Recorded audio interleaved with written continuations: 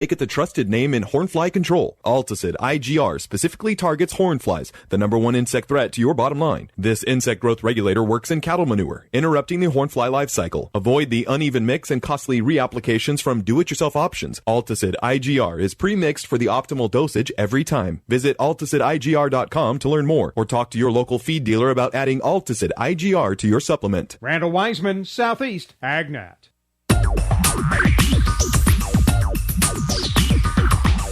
Whether you're building it up or knocking it down, get it done, rent it now. Sunbelt Rentals is here to make your job a little easier. Our knowledgeable staff will help you find the right equipment for any job, big or small. Did you know that Sunbelt Rentals carries heaters, air conditioners, generators, lighting, traffic control, and so much more? So whether you're building it up or knocking it down, we've got the equipment you need. Get it done, rent it now.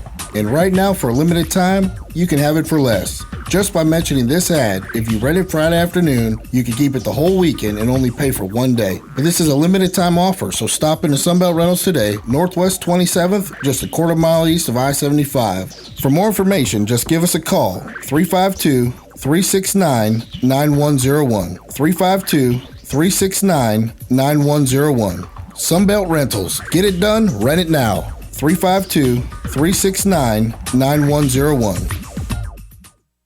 Ocala's information station, 1370 WOCA. Ocala.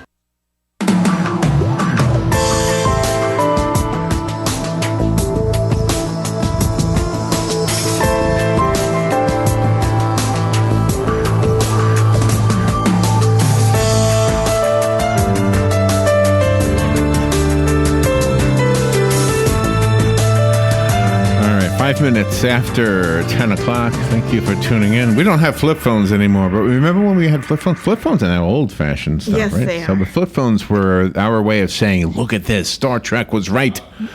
Star Trek knew what they were talking about. This is the future, right? Exactly. And the flip phone was certainly a communicating device, but what it became and what the iPhone is now, what the smartphone is now, is so much more than Star Trek ever predicted. It was a communicating device, right? I don't think it told you. I don't think there was a Google. I don't think there was an unlimited resource information on there. I don't think you could see the temperature or where am I on planet Earth. I don't know if it would tell you that. They could beam you up, though. They could beam you up, yes. They knew to do that. That's happened. That's going to be soon. If you want to get the attention of geeky guys that work in radio stations, the best thing you can do is to send them a book called Star Trek, The Official Guide to Our Universe, because when this book arrived, it definitely... We get books all day long, Robin, right? We get books every day. We open up the packages from UPS. I don't think any book got this much excitement. No. And as I don't think any book has gotten this much excitement. Whatever. You know what I'm saying. I'm saying it wrong somehow.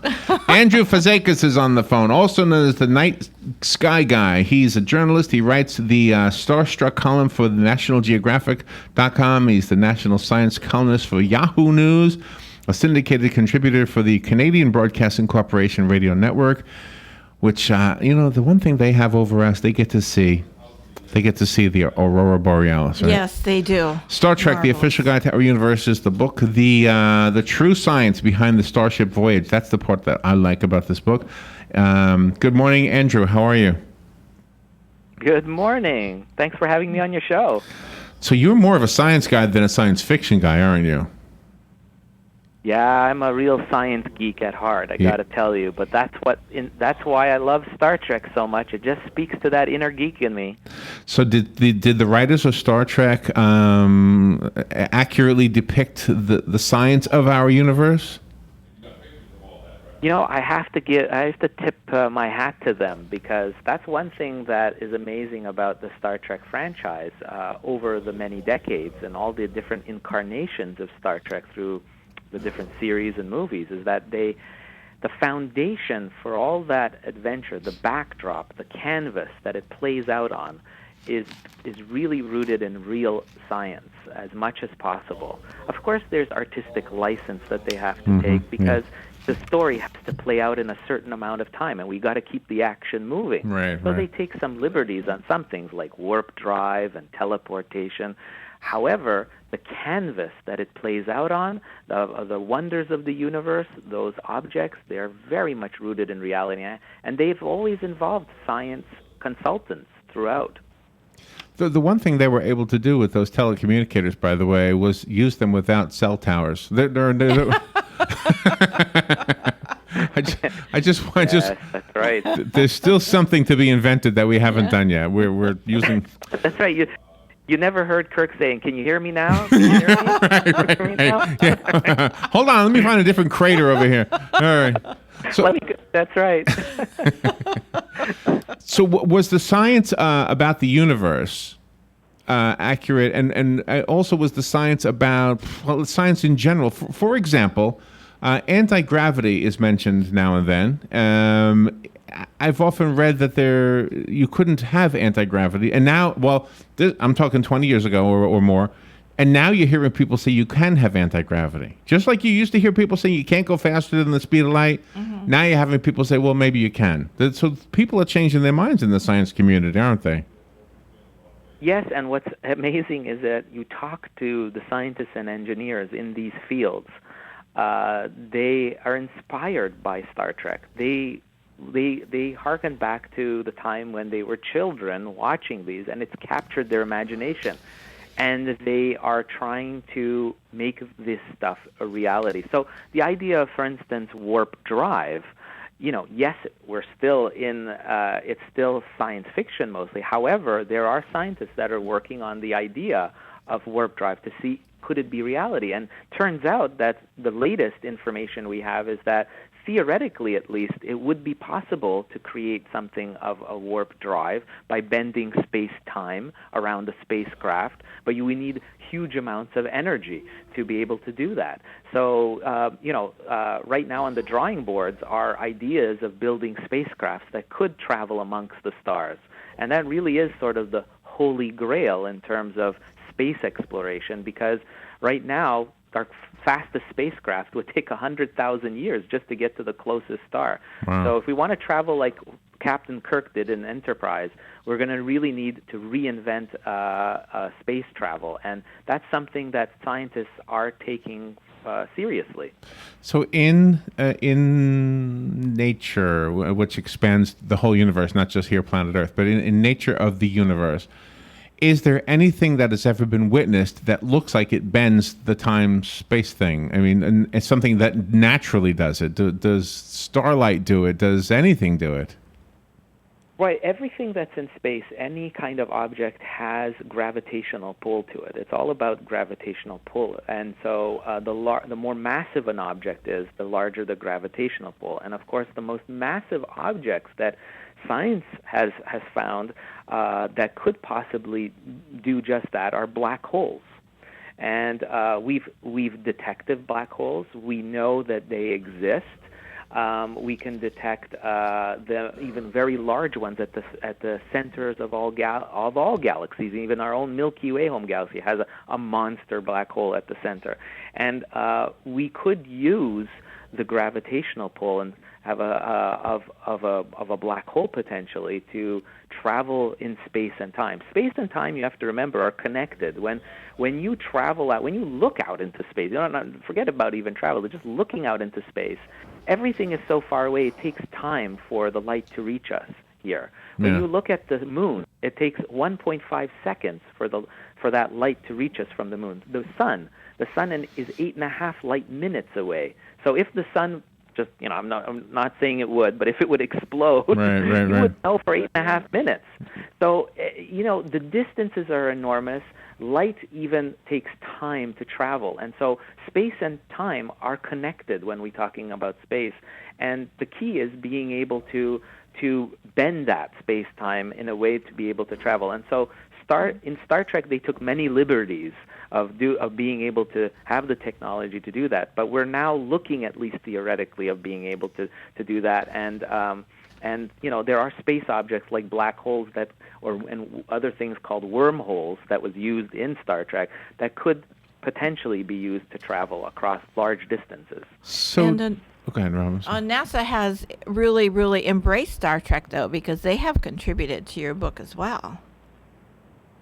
Yeah, I mean, there's so much. I realized when I was coming up with this book that we're going to have to include a lot of the latest imagery from from different missions, NASA missions, other space missions, because that's really what, is really inspiring people today. I think it's really amazing to see. There's never been an interest in space like what we see now, how people are so engaged in space exploration, learning about the universe. We're building bigger and larger telescopes. We're pushing the boundaries. We really want to explore the final frontier like never before. We're very lucky to live in an age when we can do that. And so our technology has given us, just looking at the beautiful portraits of the universe, I knew right away that had to be included, because that's really going to help tell the story for my readers about these space objects, to help them relate to them, to inspire them.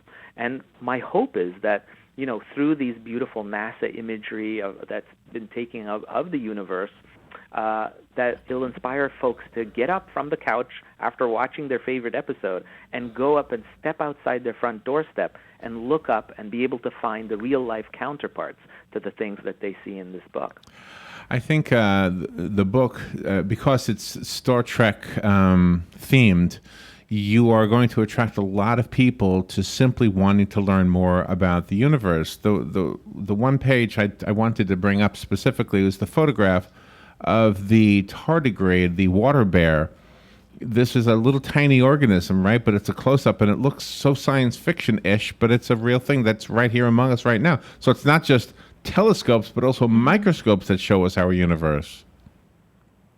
Well, exactly, and it's from a microscopic scale to a macroscopic scale that the universe exists on. I mean, we usually think about things in the universe when we talk about it, giant black holes, stars and things, galaxies, which are on a massive, very hard to imagine scales. But on the opposite end is these microscopic things, and creatures like that very, very the tardigrade that you mentioned, the little water bear. Yeah. These are pushing our understanding of how extreme little life can be, and it's opening our eyes to the idea that alien life could very well exist in our universe.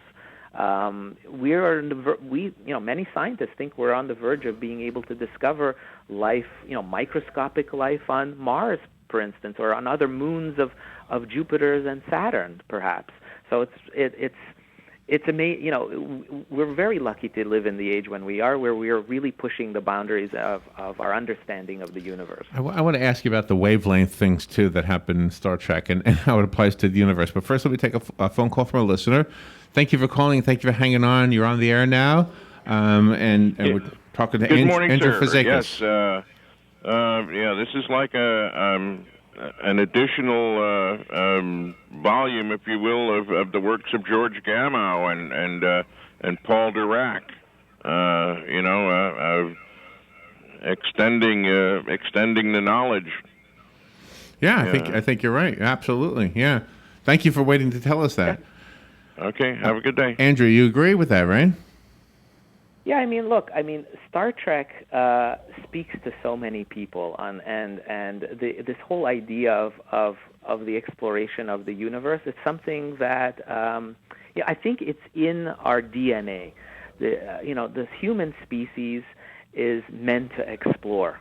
And one of these, the philosophies of Star Trek is that speaks to me, and the inner geek in me, the science person, is that this curiosity of the unknown. We saw that throughout all the Star Trek series. Captain Kirk embodies that. And when you see the original series of 5 years of exploring the unknown. It really is there, and that's what really that drives the human species. We wouldn't be where we are today if we didn't have that innate curiosity. I want to ask you about the wavelength thing. Okay, the wavelength thing, and I'm not a scientist, and you are, so maybe you can help me understand this. The way I understood it in one of the episodes was, and I'm not a Star Trek aficionado, so I might even have the wrong TV show, but it could have been Twilight Zone. But anyway. The wavelength thing said, if you have the same wavelength, then you will be able to perceive things of your wavelength, which is why we can perceive each other, why we can perceive the walls we build, the streets we build, the cars we drive in. which is why we see them, feel them, hear them, touch them, everything. If we went with our wavelength to another planet with a different wavelength, we wouldn't see anything going on there. So in the episode that I'm remembering, they went to the planet and it was totally barren. But then somebody else said, no, this is a bustling planet. And that same person went to Earth and saw nothing because their wavelength didn't perceive what we are. That's a fascinating... In other words, the fascinating theory would be that we go to Mars, we see nothing. Right? But meanwhile, there's a bustling community there that we just can't see because we're not of the same wavelength. Yes, and partly what when you're talking about this, what really speaks to me in terms of the Star Trek is the cloaking devices, right? Oh yes. And that has a lot to do with how you play with the wavelengths of light as well. And cloaking devices, you would not even see the space. Famous scenes of the Klingon bird of prey being cloaked and being completely invisible, yet it's there, but we're not able to see it. They are able to bend and refract light, beams of light, so that you will not be able to see it. And in terms of wavelengths in general, indeed, there are things that are completely invisible to our eyesight that are only visible in, say, infrared or through X-rays. And we have the technology now that we're able to pierce through very thick clouds of gas and dust in space and just sort of pull away this veil and see things that are hidden, that would be completely hidden to our vision. But we can see in X-rays and infrared and see baby planets being born. Isn't that with amazing? Our telescopes. Isn't that amazing? It is absolutely amazing that we're able to do that, to see the invisible. We have that technology now, and we're also trying to see, like, in terms of cloaking devices, and that kind of stuff. That's also is in the works as we speak. I mean, the military is already using. There's DARPA technology.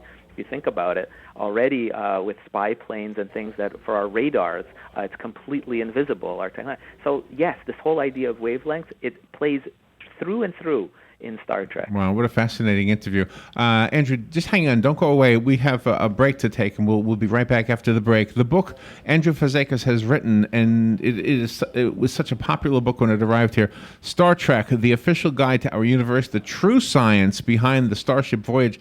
You're going to love this one for sure. We'll take a little break and be right back. The weather is brought to you by myfwc.com. Safe boating is no accident. On this Wednesday, intervals of clouds and sun with a couple of showers and a heavier thunderstorm in some areas. The high today, 88 to 92. A shower and thunderstorm early Wednesday night, then clearing late Wednesday night, low 71 to 75. For Thursday, partly sunny with a thunderstorm or two around, mainly during the afternoon hours, high 86 to 90. For Friday, partly sunny with a thunderstorm in one or two spots, high 88 to 92. From the Florida Weather Center, I'm Joe Lundberg. Hi, I'm Leah Caruso with Strive Rehabilitation, inviting you to join me Thursday at 11 a.m. for Health Matters. Ocala Health and Strive have teamed up to bring you the latest information on good health services available to you right here at home. This vital information will help you make informed decisions about your health. So don't forget to join me here at 11 a.m. Thursday. It's news you can use from Ocala Health, Strive, and your friends here at WOCA.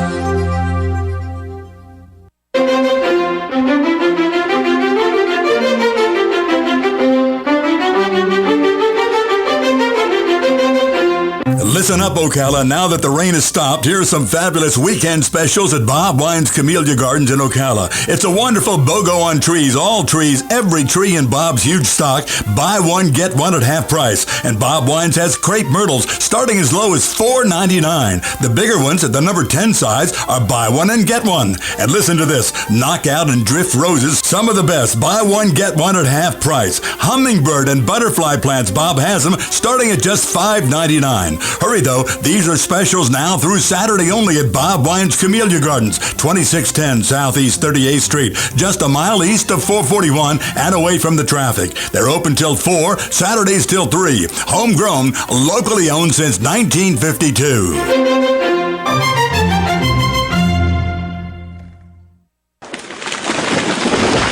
That was the sound of a tree falling. It could be your tree. You're going to have it trimmed, but never got around to calling Pride Tree Service. It could have fallen in a field, and now all you have to do is call Pride Tree Service, and they'll have it quickly out of the way for a great price. But don't wait until the tree falls. It may not fall in the field. It may hit your car, your house, or worse. So call Pride Tree Service today and avoid all those headaches before they happen. Pride Tree Service, 572-2510. That's 572-2510.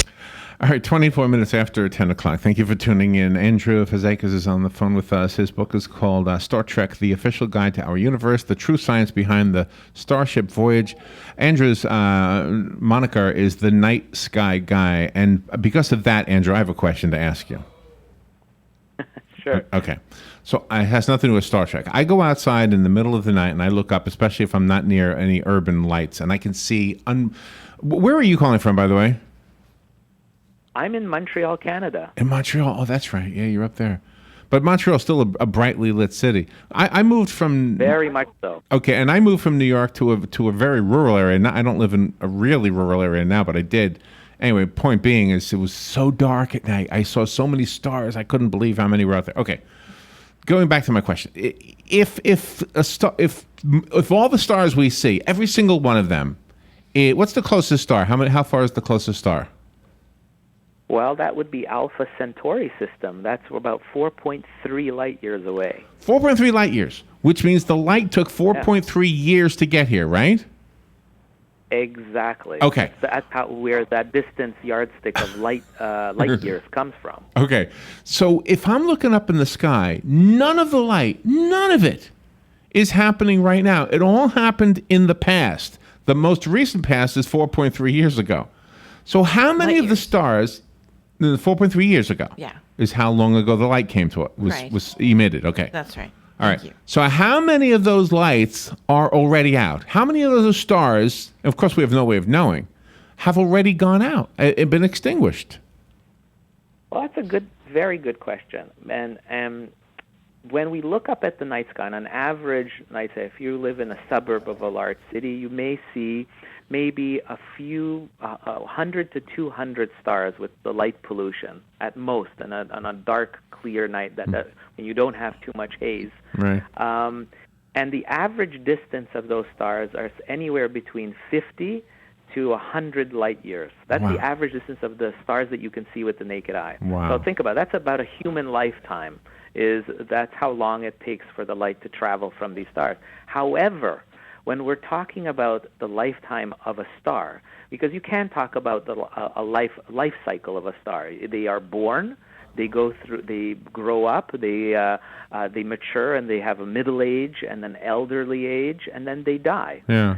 And life cycle of a star is not measured you can't measure it in a human lifetime. It's measured literally in hundreds of millions to billions of years.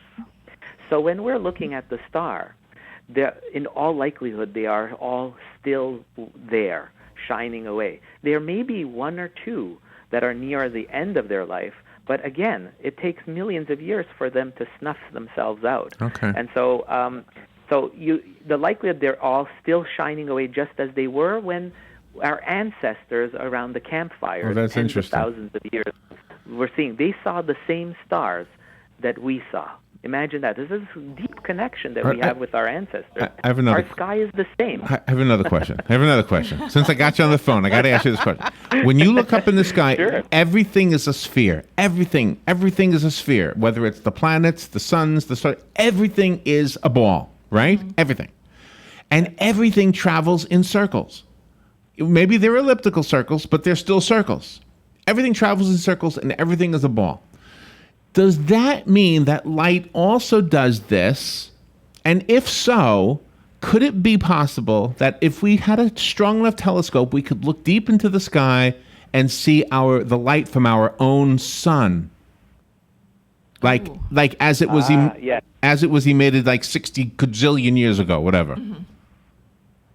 Right. So scientists do think that the universe has a curvature to it.